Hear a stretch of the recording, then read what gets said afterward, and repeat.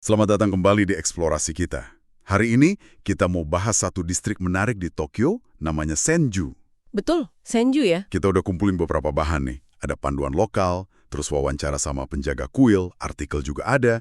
Nah, misi kita kali ini, Apa tuh misinya? kita mau coba gali. Gimana sih perpaduan sejarah Senju zaman Edo dulu sebagai kota penginapan penting, sama kehidupan modelnya sekarang. Plus, nyari-nyari harta karun tersembunyi yang mungkin Anda belum tahu. Siap ya? Siap dong. Senju ini memang punya posisi unik ya dalam sejarah Tokyo. Dulu kan dia salah satu dari 4 penginapan Edo Shishuku itu. Oh iya, betul. Jadi dia itu gerbang utara yang penting banget, tempat pertemuan budaya, perdagangan, dan lapisan sejarahnya itu masih kerasa loh sampai sekarang, di tengah hiruk-pikuk Tokyo modern. Oke, kalau gitu kita mulai dari akarnya dulu ya. Identitas Senju ini kan kental banget sama perannya sebagai Shukubamachi. Iya, kota penginapan. Kota penginapan pertama di jalur Nikko Kaido sama Oshu Kaido. Kalau kita jalan dari Nihonbashi di zaman Edo. Dan skalanya itu gede loh, katanya sampai 4 kilo ya. Betul, dari Kita Senju sampai Minami Senju. Panjang itu, bener-bener gerbang utama ke wilayah utara dari Edo. Bukan main ya. Dan pentingnya itu nggak cuma geografis aja, Senju itu pusat logistik yang vital banget. Coba bayangin, jalur darat utama ketemu sama jalur air Sungai Sumida. Wah, strategis sekali berarti. Banget. Nah, salah satu bukti keramaiannya itu ada pasar namanya Yachaba. Ya, coba. Kok unik namanya? Iya, ini salah satu dari 3 pasar besar Edo bareng Kanda sama Komagome. Konon namanya itu dari seruan para pelelang sayur yang semangat banget. Yaca, yaca gitu. Kebayang ya ramainya kayak apa? Kebayangkan? Dan karena posisinya strategis, dekat daerah pertanian juga, dia jadi pusat distribusi hasil bumi yang, krusial banget buat Edo waktu itu. Nah, itu kan dulu. Semangat pasar ini masih ada nggak sih sekarang? Masih ada jejaknya. Warisannya itu diterusin sama yang namanya Pasar Grosir Pusat Tokyo Cabang Adachi, atau gampangnya Pasar Adachi. Oh, pasar Adachi. Nah, ini nih bisa dibilang permata tersembunyi buat Anda yang cari suasana otentik. Kenapa? Karena ini satu-satunya pasar grosir pusat di Tokyo yang fokusnya cuma ikan sama produk laut. Oh, khusus ya? Nggak kayak Toyosu gitu? Beda, kalau Toyosu kan rame turis ya. Nah, pasar Adachi ini lebih lokal, lebih tenang. Anda bisa ngerasain ritme pasar tradisional Jepang yang sesungguhnya. Menarik. Terus ada apa lagi di sana? Tentunya, karena pasar ikan, ada kedai-kedai makan di dalamnya. Anda bisa cicipin kaisendon, itu loh nasi mangkuk seafood yang super segar dan harganya lebih miring. Wah, ini info penting buat pencinta kuliner Jepang. Kapan bukanya buat umum? Nah, ini dicatat ya. Bukannya buat umum itu setiap Sabtu kedua di bulan ganjil. Tapi ada pengecualian di Januari, diundur jadi Sabtu ketiga. Oke, dicatat. Selain pasar, Senju ini kan katanya banyak menyimpan jejak tokoh sejarah ya. Ada cerita apa nih? Nah, ini dia bagian yang seru banget. Ada nama besar yang memulai perjalanannya dari sini. Siapa lagi kalau bukan Matsuo Basho? Wah, Basho. Penyair haiku legendaris itu. Betul sekali. Perjalanan epiknya yang terkenal Okuno Hosomichi atau jalan sempit ke pedalaman itu dimulainya ya di Senju ini. Secara fisik ya. Gimana ceritanya? Jadi di musim semi tahun 1689, dia turun dari perahu di dekat jembatan Senju Ohashi. Nah, dari situlah dia memulai pengembaraan panjangnya. Pasti momen yang emosional banget ya buat dia. Ada nggak sih catatan tentang perasaannya waktu itu? Ada, dan itu tertuang dalam haiku yang dia tulis pas mau berangkat itu. Bunyinya kan, Iku haru yatori naki sakanono me warnamida. Artinya apa tuh? Kurang lebih, musim semi berlalu, burung-burung menangis, mata ikan pun berlinang air mata. Ini dalam banget maknanya. Bukan cuma soal musim semi yang berakhir. Tapi juga perasaannya ya? Iya, perasaannya yang campur aduk. Ada sedihnya ninggalin Edo, tapi juga ada rasa, gimana ya, ketidakpastian soal perjalanan panjang ke depan. Jembatan Senju Ohashi itu sendiri jadi kayak batas simbolis. Jembatan pertama yang dibangun Ieyasu di atas Sumida kan? Betul, jadi kayak gerbang antara kehidupan mapan di Edo sama petualangan di jalanan. Kalau Anda mau napak tilas nih, ada patung Basho di Taman Ohashi. Terus ada juga monumen batu di kuil Susanoo, dekat situ. Oh ya? Patungnya lagi ngapain tuh? Patungnya itu digambarkan lagi pegang yatate, tempat tinta sama kuas portable zaman dulu, kayak lagi merenung gitu. Kalau di Monumen Batu Kuil Susanoo, lebih detail lagi. Ada ukiran perasaannya pas mau berangkat. Keren banget. Selain Basho, ada lagi nggak figur penting lain yang membentuk karakter Senju? Ada dong. Ini cerita tentang keahlian turun-temurun yang luar biasa. Namanya keluarga Nagura. Nagura? Yang tadi itu ya? Iya, yang dikenal sebagai Honetsugi no Nagura. Artinya, ahli penyambung tulang Nagura. Wah, ahli tulang.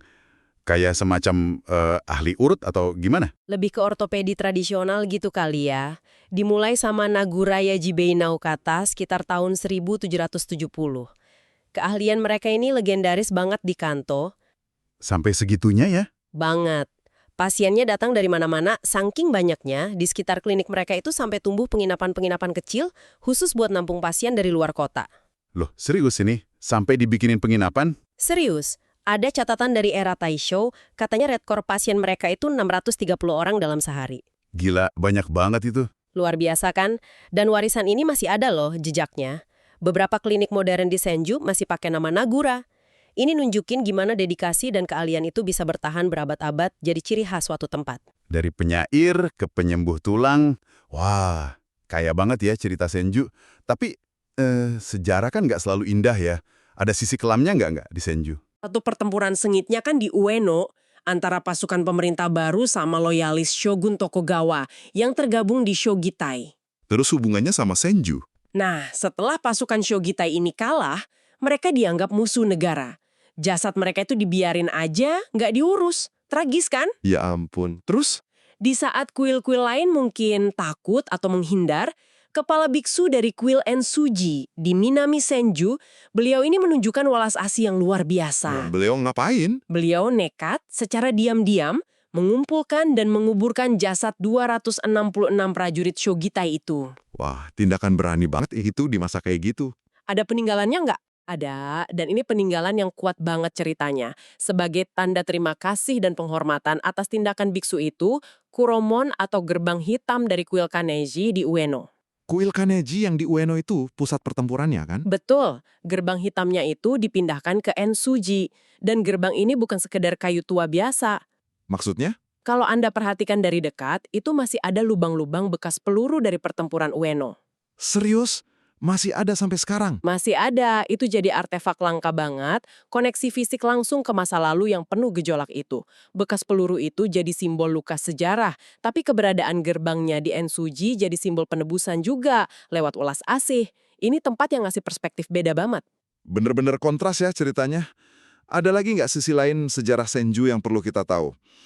Mungkin yang lebih memilukan. Ada satu lagi tempat, namanya Kuil Jokanji. Julukannya cukup bikin miris. Nagekomi Dera. Nagekomi Dera. Artinya apa tuh? Kuil lempar masuk. Julukan ini muncul karena kuil ini jadi tempat peristirahatan terakhir buat banyak pekerja seks dari distrik Yoshiwara yang meninggal tanpa keluarga atau biaya pemakaman. Ya Tuhan. Jadi jasadnya Seringkali ya cuma dilemparkan gitu aja ke kuil ini. Kondisi yang sangat menyedihkan. Puncaknya itu setelah gempa besar Ansei tahun 1855, banyak banget perempuan Yoshiwara yang jadi korban. aduh tragis banget. Terus gimana kisah mereka dikenang di sana? Untuk mengenang jiwa-jiwa yang seringkali nggak punya nama ini, didirikan sebuah menara peringatan namanya Shin Yoshiwara Soreito. Menara peringatan ya? Iya, dan di bagian dasarnya itu ada ukiran kalimat yang wah menusuk banget. Iretewa kukai shisetewa jokanji. Artinya? Katanya sering kesini, nulis puisi buat mereka. Monumen puisinya juga ada di sana. Jadi, kuil Jokanji ini tempat refleksi yang unik ya, tentang sisi gelap sejarah Tokyo, jauh dari gemerlap wisatanya. Pengingat tentang kompleksitas kota ini. Dari pasar yang rame, kisah Basho, ahli tulang, sampai kuil-kuil dengan cerita yang begitu kuat ini. Gimana ya semua ini nyambung ke Senju yang sekarang? Masih kerasa nggak sih jejak masa lalu ini? Masih banget. Coba deh Anda jalan di jalan perbelanjaan Shukuba Machidori. Itu atmosfer era Showa-nya masih kental loh. Oh iya, walaupun udah modern. Iya, jadi toko-toko lama itu sekarang mungkin sebelahan sama kedai tapioka gitu. Tapi suasananya masih dapat. Ada beberapa penanda menarik juga di sana. Apa aja tuh contohnya? Ada kediaman keluarga Yokoyama. Itu rumah saudagar dari akhir zaman Edo yang masih terawat baik. Terus ada toko dango legendaris, Kadoya, yang jual yari kake dango. Dango tusuk sate itu ya? Iya, Terus ada toko ema tradisional, pelakat doa kayu itu, namanya Yoshida Emaya.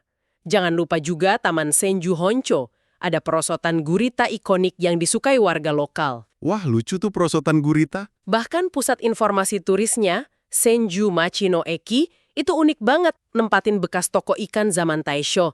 Jadi kayak jalan melintasi waktu gitu rasanya. Selain jalan utama itu, ada tradisi atau tempat lain nggak yang bikin warisan Senju tetap hidup?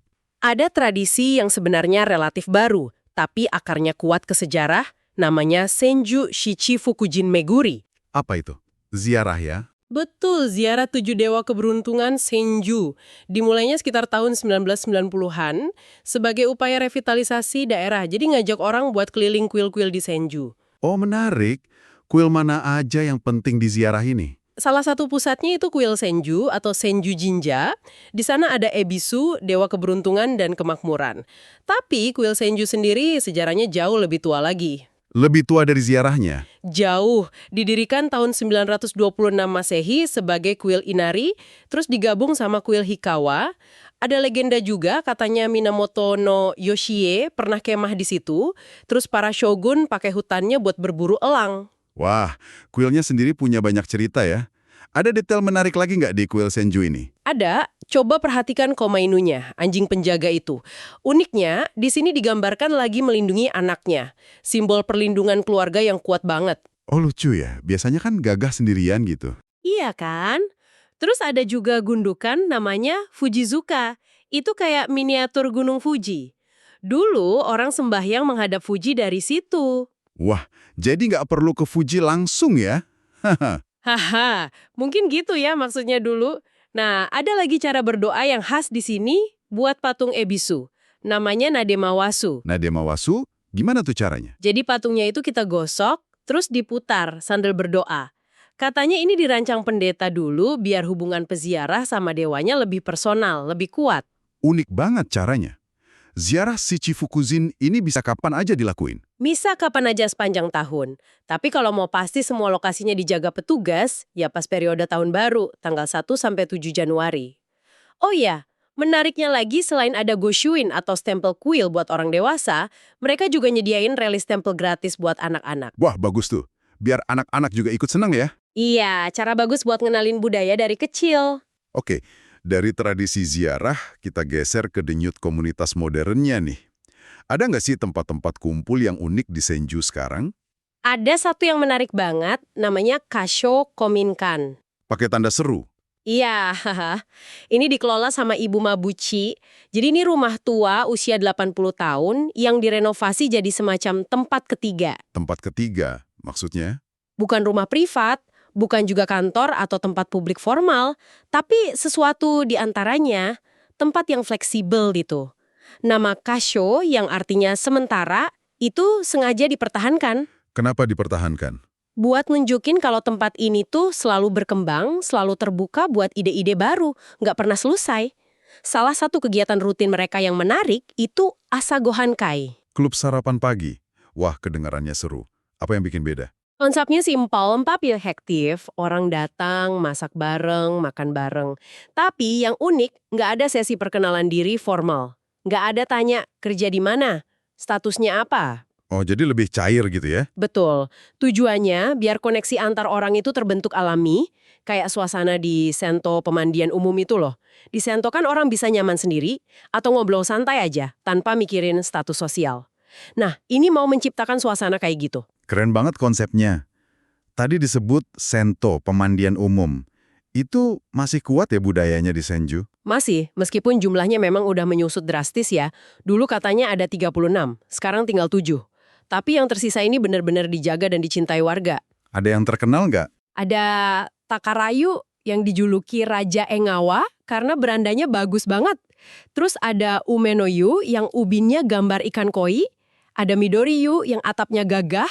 Sama Daiwayu tadi, yang udah modern tapi atap karahafunya masih megah. Mereka ini kayak jantung komunitas gitu. Jadi sento ini bukan cuma tempat mandi ya, tapi ruang sosial juga ya? Banget. Tempat orang ngobrol, ketemu tetangga, lintas generasi. Oh iya, ngomong-ngomong soal pemandangan ikonik Senju yang udah hilang, dulu ada juga Obake Entotsu. Obake Entotsu. Cerobong asap hantu kok serem. Iya, julukannya gitu. Itu cerobong asap dari pembangkit listrik tenaga uap. Jumlahnya kan sebenarnya 4, tapi tergantung dari sudut mana kita lihat, jumlahnya kayak berubah-ubah. Makanya dibilang hantu, sayang udah nggak ada sekarang. Wah, sayang banget ya. Nah, ini Ibu Mabuci tadi, katanya dia nemu banyak harta karun pas jalan-jalan di gang kecil ya. Roji itu? Iya, benar. Dan ini nyambung ke struktur jalanan Senju yang unik. Struktur jalanan. Gimana tuh? Sering disebut kayak tulang ikan. Ada jalan utama, terus banyak gang-gang kecil atau roji yang nyebar ke samping kiri kanan. Oh iya, kebayang. Terus kenapa struktur ini penting? Nah, gang-gang kecil inilah kuncinya. Roji ini bukan cuma jalan pintas. Disinilah kehidupan lokal yang sebenarnya itu berjalan. Justru dengan masuk ke gang-gang ini, kita bisa nemuin tempat-tempat tak terduga yang nggak kelihatan dari jalan utama. Contohnya kayak apa tuh? Ya mungkin kedai soba kecil yang udah turun-temurun kayak Nakagawaya Sobaten. Atau kafe keren kayak Amano-Amano Kita Senju di apartemen renovasi.